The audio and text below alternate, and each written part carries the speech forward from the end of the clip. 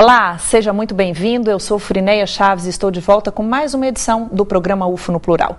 Hoje destacando uma pesquisa sobre o aumento da frota de veículos automotores em Uberlândia e a relação deste avanço com a qualidade do ar. Os convidados para dar detalhes sobre este assunto já estão comigo no estúdio, professor Boscoli Barbosa, ele é do Instituto de Geografia, e também Sandra Morelli, do Instituto de Genética e Bioquímica. É um grande prazer recebê-los aqui, sejam muito bem-vindos e obrigada por aceitar o nosso convite. Muito obrigado. Muito obrigada. Não só vocês fizeram parte desse estudo, vamos lembrar quem mais participou? Então, fizeram parte do grupo de pesquisa, além da doutora Sandra, que era orientadora do projeto inicial, o acadêmico Edmar Olegário, que também é do Instituto de Genética e Bioquímica, aluno do programa de pós-graduação, faz doutorado, e os professores Euclides Pereira Lima e Marcos Barroso, que são do Instituto de Engenharia Química. Então, se pensarmos em institutos, são 3 colaborações, é isso mesmo, professor? 3 institutos trabalhando conjuntamente. Para fazer essa análise, vocês utilizaram uma planta. Que planta é essa? A planta é uma planta muito comum, chama-se Tradescância, é uma planta de fácil cultivo, é uma planta barata, inclusive, é uma ferramenta muito barata para poder avaliar esse estudo. E é uma planta muito comum, né, Bosco? Que você quer falar da planta? Comumente a gente encontra essa planta ornamentando os jardins e canteiros aí de espaços públicos na cidade. Uhum. E o que despertou vocês para esse tema, para pesquisar este assunto? Foi o aumento da frota de veículos, a questão de uma preocupação maior com a qualidade de vida? Qual foi o start de vocês? Eu acho que o principal intuito da pesquisa e aquilo que nos despertou maior interesse foi a carência de informações a respeito de termos parâmetros biológicos que indicassem o quão prejudicial é à saúde humana e também do ambiente o aumento da frota veicular na cidade. Existem frequentemente estudos que abordam parâmetros físico-químicos, mas que consigam extrapolar isso para um caráter biológico é normalmente mais raro que existam esses estudos. Então a nossa ideia era de complementar os estudos que são físico-químicos, utilizando um parâmetro biológico, que a gente pudesse então fazer uma correlação com o aumento da frota, com os parâmetros físico-químicos, e aí tentar fechar isso em relação a uma resposta biológica. Uhum. Vamos pensar então do desenrolar das ações para a pesquisa. Vocês obtiveram os dados do aumento da frota, que em 10 anos praticamente dobrou, né? E a partir daí, vocês colocaram as plantinhas para serem monitoradas em diferentes pontos. Explique isso para o nosso telespectador. O intuito, quando a gente delineou a pesquisa, era saber primeiro se a planta era sensível para detectar as mudanças na composição atmosférica de acordo com a intensidade de fluxo de veículos. Então, quando a gente pensou no delineamento experimental, nós procuramos estabelecer alguns critérios. Então, o primeiro critério era monitorar pontos que tivessem uma fluidez de trânsito conhecida, que tivessem também uma composição parecida de diferentes tipos de veículos, então tivesse mais ou menos o mesmo perfil de passagem de automóvel, uma mesma proporção de caminhão, de ônibus, caminhões, veículos pesados, de automóveis, de motocicletas, e que tivessem diferenças entre a quantidade. Então, nós pensamos em pontos que tinham um nível de trafegabilidade próximo ao que é comum nas áreas mais residenciais, né? E nos pontos de alta fluidez. Circulação de veículos. Por exemplo, a Avenida Rondon, com João Naves, por onde circulam, em média, 80 mil veículos por dia. Sim, atualmente está nessa média de circulação. E o estudo demorou 5 anos. Sim. Né? Definiu-se isso, os pontos, percebeu que a planta ela era sensível. Sim. E ela iria dar as respostas que vocês estavam buscando. E como é que foi para comparar isso? Porque eu tenho uma plantinha lá que está exposta a isso. E onde é que tinha o outro ponto, o contraponto da pesquisa? O controle foi um ponto onde a gente tinha uma reduzida fluidez de veículos, né? Então a gente adotou como ponto controle, como ponto de referência para a gente, o horto lá do Instituto de Biologia, que a gente conhece como herbário. Então, no Moarama, né? No Moarama, lá no bloco 2D. Então as plantas ficaram mantidas lá. Então não é isento da presença de veículos, mas é uma área que está mais restrita. De certa forma, sim, isolada. Mais controlada. Né?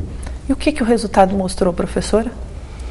Bom, o resultado mostrou que realmente a planta é uma grande ferramenta, né? Mostrou que realmente nós temos alterações cromossômicas nos lugares em que a poluição está mais acentuada e que são dos malefícios, né, que essa qualidade, essa poluição atmosférica pode provocar. Então a planta está nos mostrando que ela tem realmente um termômetro para avaliar, né? O Bosco, ele quer complementar? Essa plantinha que ficou exposta nas áreas em que a poluição era maior, ela sofreu que tipo de alteração? Para o telespectador entender, ela murchou, ela secou, ela desenvolveu uma doença? O que aconteceu com ela? Na realidade, é uma ferramenta que se estuda poluição não, qualquer alteração. Hoje em dia a gente são feitos testes de mutagenicidade em que se avalia quebras do material genético. Então altera o DNA? Quebra, são quebras. O que acontece com a célula que tem uma quebra de material genético? A célula geralmente ela vai morrer, né? Mas essa quebra de material genético é uma forma de se avaliar se está havendo mais quebra ou menos quebra.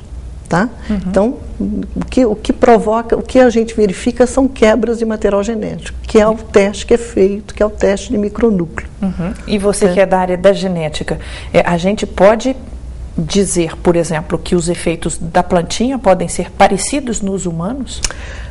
Ou ainda precisa muito estudo para, de fato, comprovar isso? Quebras cromossômicas são coisas frequentes. Existem quebras existem índice de quebras espontâneas, grande índice de quebras espontâneas, e existem quebras que podem ser acentuadas por determinados fatores. Tá? No caso aqui, por poluentes. Por poluentes, tá? Então, a gente pode imaginar que pode haver mais quebras cromossômicas, sim. Tá? E isso é por causa dos resíduos que ficam no ar. Por exemplo, fumaça, resíduos de queima de combustível. É por aí, professor? Sim, exatamente.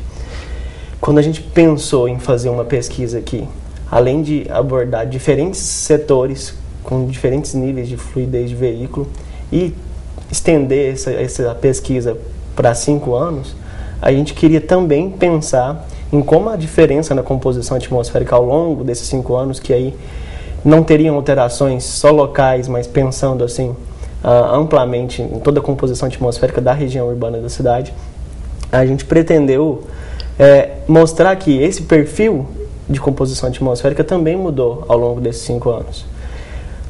Como eu já tinha dito anteriormente, as resoluções e as legislações nacionais que são do Conselho Nacional de Meio Ambiente, elas datam de 1990 em relação à qualidade do ar. Muito ultrapassado. Então, né? já...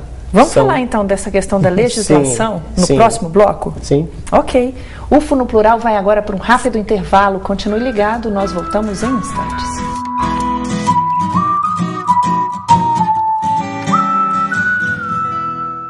Fundamental para o mercado de aviação, o engenheiro aeronáutico está diretamente envolvido com projetos de todos os tipos de aeronaves, como aviões e helicópteros. A Universidade Federal de Uberlândia forma profissionais que planejam, desenvolvem, constroem projetos aeronáuticos e atuam na manutenção de aeronaves. Faça parte dessa equipe vencedora. Venha para a Engenharia Aeronáutica da UFO. Propor e ajustar modelos estatísticos visando a tomada de decisão e a definição de estratégia a serem seguidas. Estas, entre outras, são as tarefas do profissional de estatística. Com o mercado em expansão, o estatístico pode desempenhar funções em indústrias, empresas de tecnologia, hospitais e no mercado financeiro. Venha para a UFO, venha para a estatística.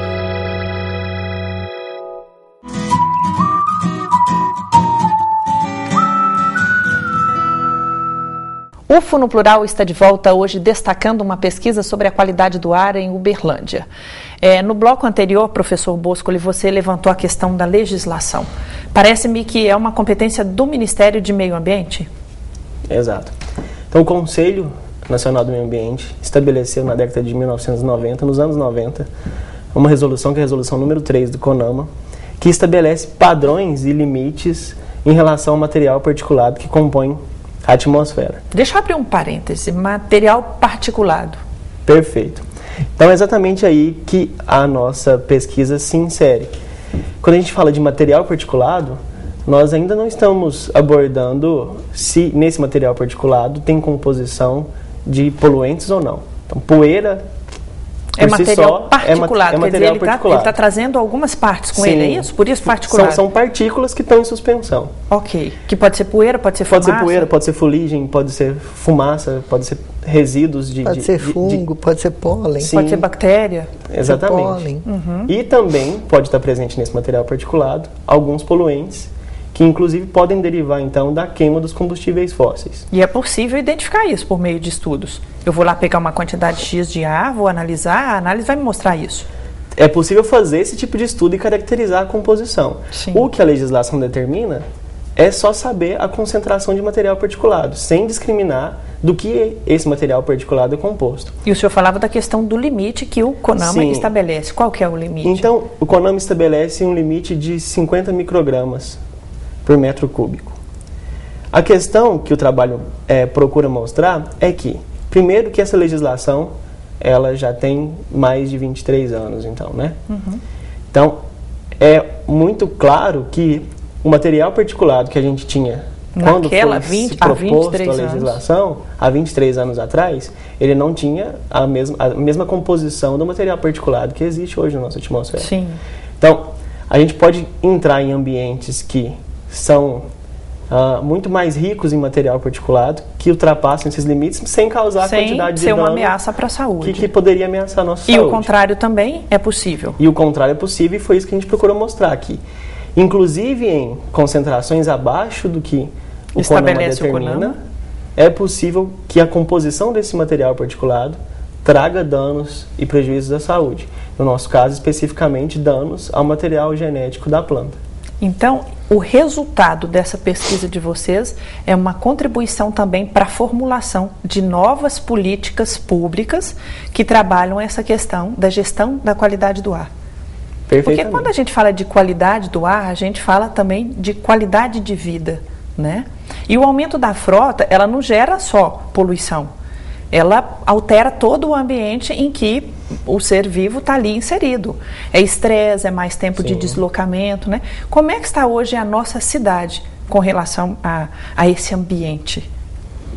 Esse é um dado que, na realidade, a pesquisa não avaliou. Existe o sentimento que podemos perceber.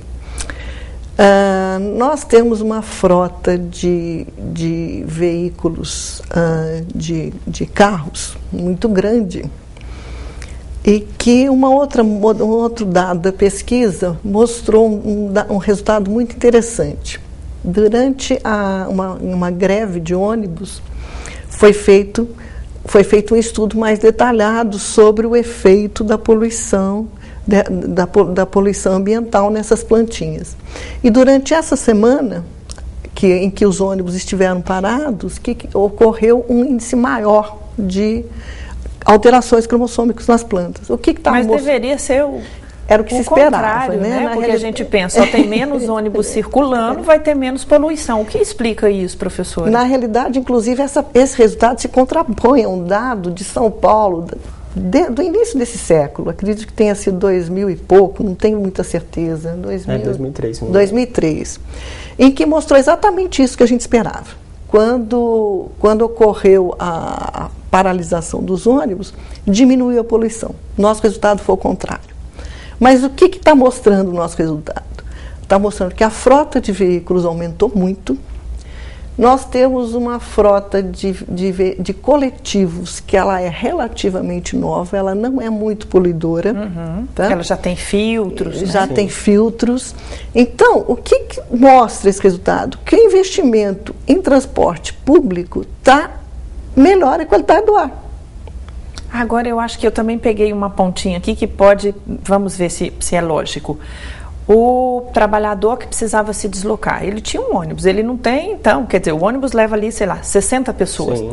Aí são mais 60 veículos, cada um pega o seu carro e vai. Exatamente. Então é mais, quer dizer, é preciso um olhar bem detalhado sobre isso, né, professora? Com certeza, com certeza.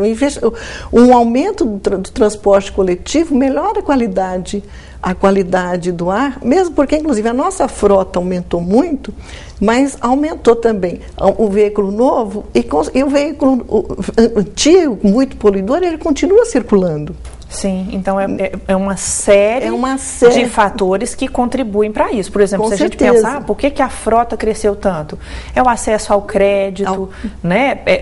O maior número de empregos, a renda que melhorou um pouquinho, tudo isso contribui. Agora, eu vou ter carro e vou me matar, ou vou matar as próximas gerações, é preciso um olhar muito detalhado. Como é que vocês fazem para divulgar? Porque é um resultado muito importante que dá parâmetros para fazer isso chegar no ouvido de quem é de interesse de fato. Bom, então a primeira via de um trabalho científico são as publicações, mas ela tem uma restrição acadêmica. Que são as revistas especializadas. São as revistas especializadas, mas como a gente sabe, isso fica muito restrito ao ambiente acadêmico. Aos pesquisadores. As outras vias são programas, como a exemplo do UFO no Plural, outros veículos de jornalismo, e também a comunicação direta com os responsáveis pelos setores de trânsito, transporte, de meio ambiente e de saúde da prefeitura, como foi um estudo mais regionalizado. Só puxando um gancho no que você tinha dito sobre a influência, né, de outros fatores, inclusive fatores políticos nessa composição da atmosfera, que pode ser alterada pelo aumento da frota de veículos. A gente sabe que algumas decisões políticas, algumas legislações, né, que têm às vezes interesse especificamente econômico, a exemplo da redução do IPI, que nesse caso específico de reduzir o IPI para aquisição de veículos, fez com que a população tivesse melhores condições de acessar esses veículos. Paralelamente também teve a maior oferta de crédito, né? Mais regionalmente falando, a gente muda o perfil também de uso e ocupação do solo. Em Uberlândia a gente vive uma realidade agora que a tendência é de se construírem condomínios que ficam afastados dos centros urbanos. Isso vai fazendo com que a cidade cada vez mais se espraie, né, aumente a necessidade de construção de vias, impermeabiliza o solo, traz outros problemas em decorrência disso. Não é um crescimento organizado. Não é um crescimento organizado. Enquanto esse crescimento continua desorganizado, mais desorganizado ainda vai ficar a qualidade do ar. A qualidade do ar e o acesso das pessoas aos serviços, né? Então a gente precisa pensar repensar nessa questão do uso e da ocupação do solo, repensar na criação de subcentros urbanos para esses bairros e especificamente, que é o que os dados dessa pesquisa pretendem dar subsídios para isso, é que se pense em atos administrativos, em políticas públicas que incentivem e que melhorem as condições do nosso transporte público coletivo. O transporte público que é competência das prefeituras, né? Então, para o telespectador, para o administrador das cidades que agora nos acompanha, nós voltamos a destacar isso daqui a pouquinho no próximo bloco. O UFO no Plural vai agora para um rápido intervalo. Continue ligado, nós voltamos em instantes.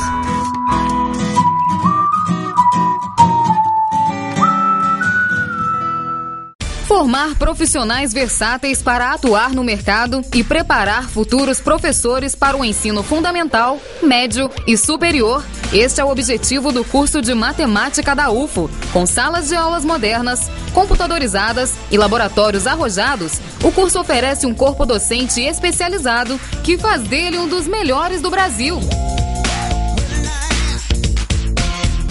Matemática da UFO, a fórmula adequada para a sua carreira. Reconhecido pela excelência no ensino e pelo corpo docente altamente qualificado, o curso de Engenharia Mecatrônica da UFO prepara profissionais para atuar no desenvolvimento de novas tecnologias, como processos industriais de automatização de máquinas e robôs industriais. O engenheiro mecatrônico tem papel fundamental na modernização de grandes empresas, tornando a produção mais rápida e eficaz. Venha fazer parte dessa equipe vencedora. Faça mecatrônica na UFO. O curso técnico em análises clínicas da UFO habilita profissionais para atuar em diversos ambientes de trabalho, como hospitais públicos e privados e laboratórios de análises clínicas, com procedimentos como coleta e análises microbiológicas, morfológicas, químicas e físicas de fluidos e tecidos orgânicos. Seja um técnico de análises clínicas. Venha para a UFO.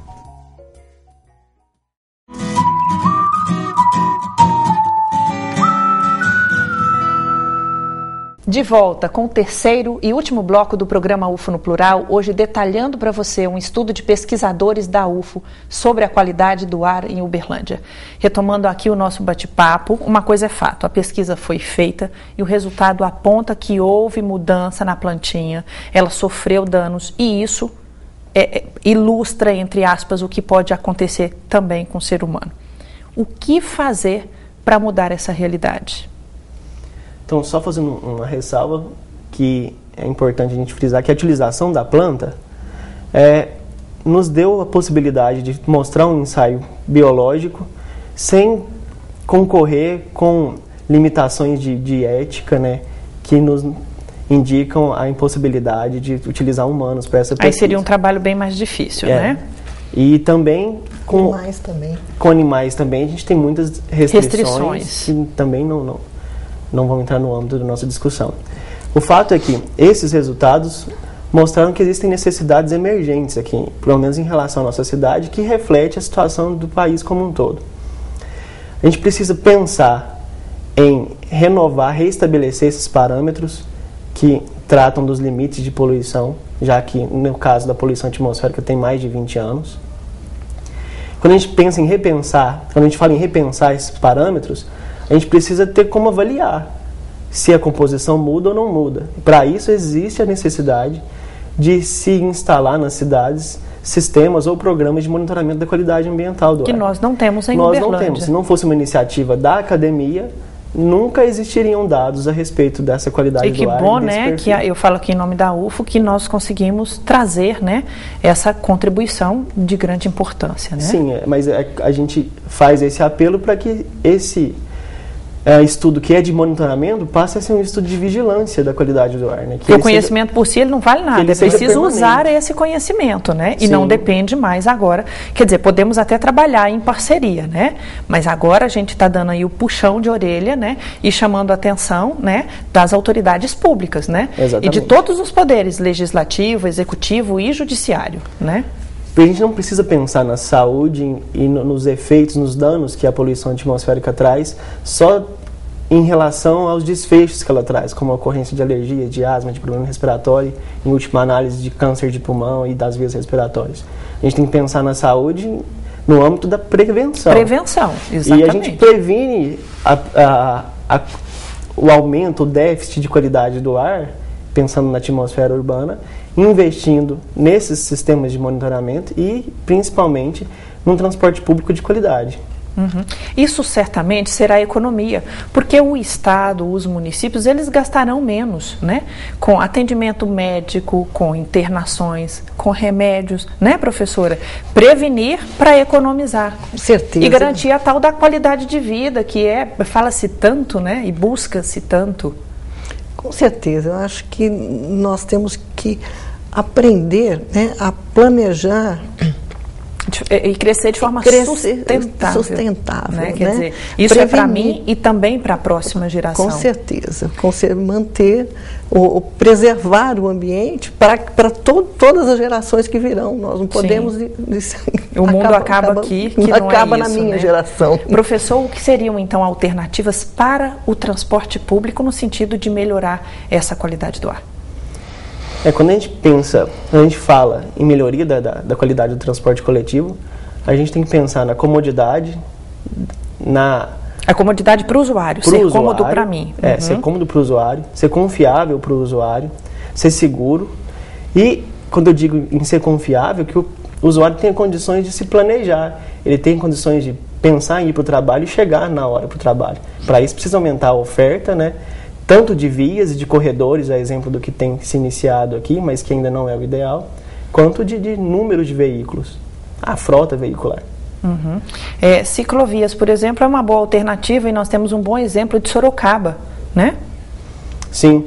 Então, quando a gente pensa em um sistema integrado de transporte, ele não tem que ficar engessado num sistema que conecta ônibus a outros ônibus. A gente pensa não pode integrar um único tipo de veículo. Sim, então a ideia é que se invista também em outros modais, a exemplo da adoção da bicicleta, do metrô de superfície, que exigir estudos de viabilidade para isso, e para que a população também tenha condições de não ficar restrita a essa única escolha, que é, se ela quer chegar e cumprir seus compromissos, ter acesso ao serviço, ela tem que se arriscar a um trânsito que estressa, que mata mais de 40 mil pessoas por dia. Com acidentes, né? Exatamente. Aí as consequências não são poucas. Pensar também no uso de biocombustíveis, aliás, uma política recente, né, de menos poluentes nos combustíveis, pode ser uma alternativa, né? Sim, e também pensar em outros combustíveis que não sejam tão emissores assim, né? E investir nessas tecnologias também. O próprio usuário, o próprio dono do carro, ele pode pensar também de uma forma, por exemplo, hoje eu vou dar carona para o meu vizinho, a tal da carona solidária. Isso também pode funcionar. São iniciativas pequenas, mas que surtem resultado a longo prazo? Perfeitamente. Eu acho que é uma questão de cultura nossa, né? Uma questão de mudar a postura. Nós nos preocuparmos todos com a questão ambiental, com a questão se eu posso dar carona para o meu vizinho, por que eu vou fazer ele de gasto? Tirar dois carros, né? Deixar isso circulando, tumultuando. E é uma cultura que, infelizmente, nós não temos. Nós temos que mudar essa cultura, né? A alternativa que vocês estão deixando aqui é mudar ou mudar. Sim. Né? De muita contribuição, o bate-papo com vocês. UFO no Plural agradece, estão convidados para voltar mais vezes. Nós somos gratos. Muito obrigada. Nós é que agradecemos. UFO no Plural termina agora. Eu agradeço de forma muito especial a você que está em casa pela preferência e audiência. Lembrando, se você quiser rever esta edição, ela será reexibida no próximo sábado aqui pela TV Universitária às 14h. A partir de amanhã ela estará disponível também no canal YouTube. O nosso próximo encontro é na semana que vem. Aproveite bem o seu tempo. Um grande abraço e até lá.